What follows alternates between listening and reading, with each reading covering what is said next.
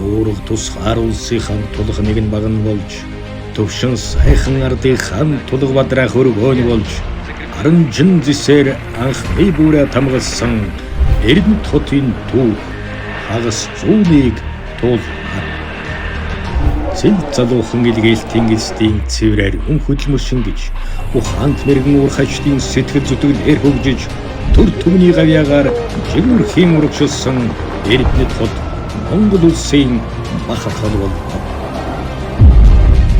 Эрдэнэсийн хөрснөөс нь эдийн засгаад хилж эргэх түн цагт эв найрамдлын бэлэгдэл болж найран зогсоос найрамдан амьдарч буй Монгол хүний үндсэн ахмадын сургаал залуусын золбоо цаглшгүй мөрөөдлөөр цалгин тэмүүлж буй хүүхэд багчуудын инээдхөөр энэ хотыг гэрэлтүүлж байна. Эрдэнэт хот зүүн дандсан бүтээн байгуулалтын эхлэл болж эдгээр залуучууд нь дүүчэлэн хөгжүүлэх эх орны ирээдүй боллоо. 90 зууны бахархал Эрдэнэт хот.